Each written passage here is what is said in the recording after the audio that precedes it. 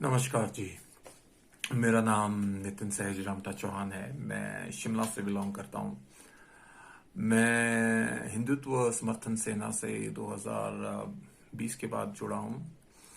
मेरा रीज़न इनसे जुड़ने का बहुत सिंपल था कि आधी से ज़्यादा ज़िंदगी तो मुझे पता ही नहीं था कि मैं हिंदू हूँ और मैं भारतीय हूँ, और भारतीय होने में हमें गर्व होना चाहिए। क्योंकि मैं तो ऐसे ही, मतलब हाफ ऑफ माय लाइफ में ऐसी जिंदगी ऐसे भारत में जिया हूं जहां ये कहा जाता था कि भारत में कुछ नहीं हो सकता, क्योंकि करप्शन इतनी ज्यादा थी और नेगेटिविटी इतनी ज्यादा थी। मतलब हर चीज इतनी नेगेटिव हो चुकी थी कि सब लोग अपने लिए काम करते थे।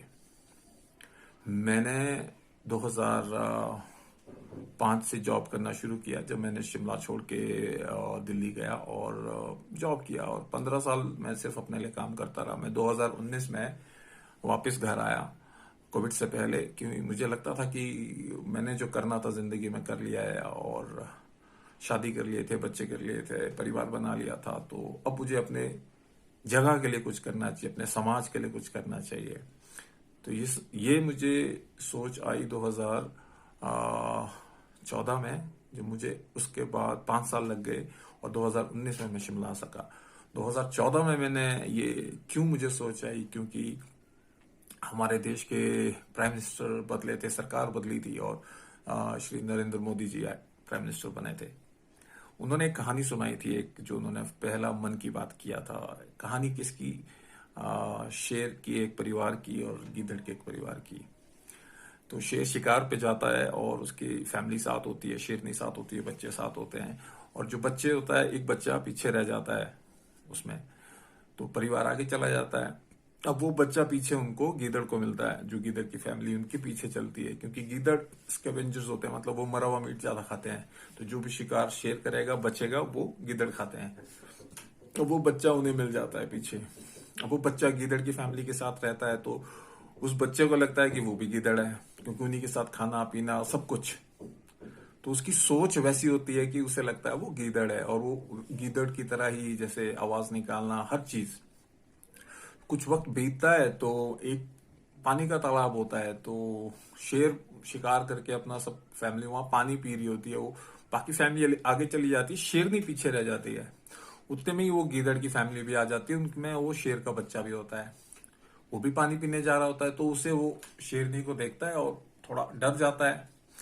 तो शेरनी उसे देखती है तो वो समझ जाती है कि ये उसी का बच्चा है जो गुम हो गया था, मिल गया है। तो वो उसके साथ उसके पास जाती है, उसे कहती है तुम मेरे बेटे हो, इतने सालों के बाद वापस मिले हो। तो उस शेर का बच्चा, वो जो गीदड़ के झुंड में रहता था, वो थोड़ा सा डर जाता, सरप्राइज हो जाता कि ऐसा कैसा हो सकता है।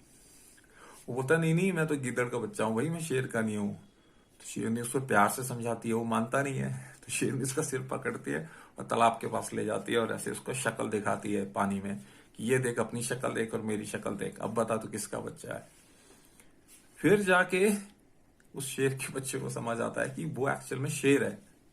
अब समझ रहे हो, ये एक सिंबॉलिक चीज है। एक मतलब एग्जैक्ट मीनिंग नहीं होता है। हमारे कल्चर में सिंबॉलिक बहुत बातें कही गई हैं। मैं आपको एग्जांपल दे सकता हूं। जैसे कहते हैं कि लक्ष्मण जी ने सूर्पनखा का नाक काट दिया था, राइट? उसे दिखाया ऐसे क्या कि वाकई काट दिया था, ऐसा नहीं था।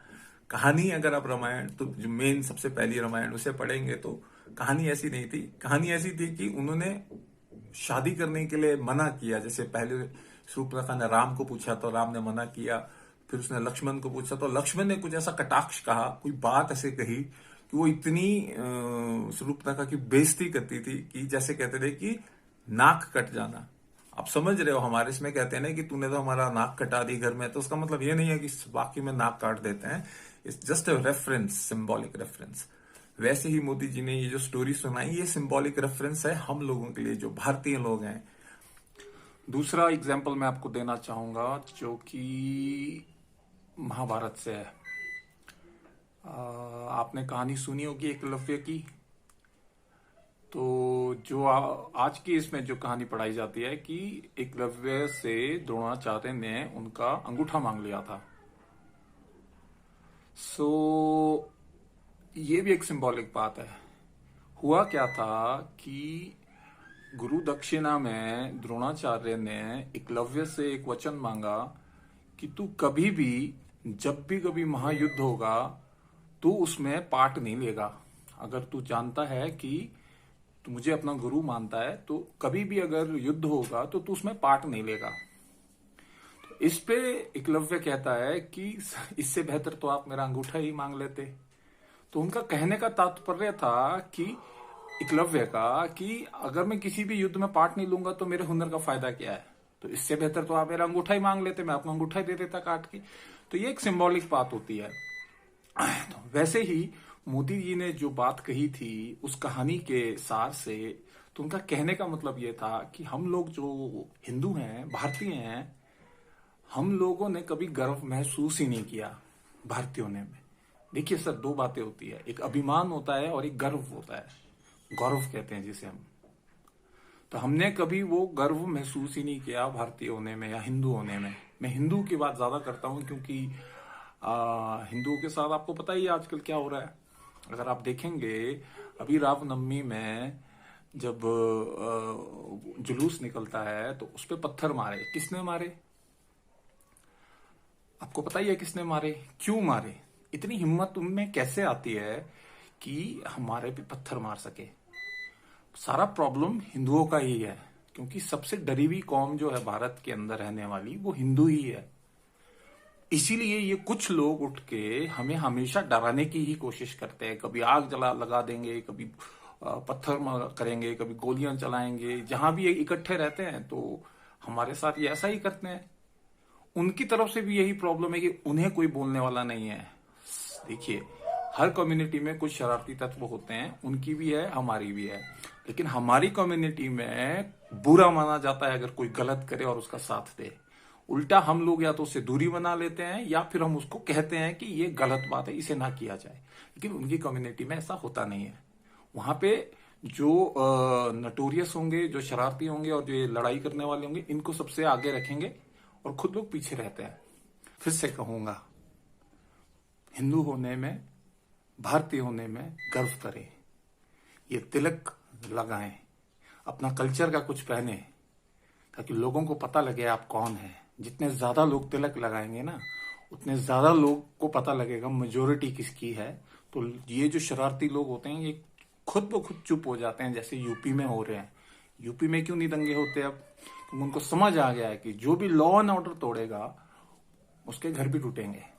ठीक है, तो धन्यवाद। जय भारत, जय हिंद।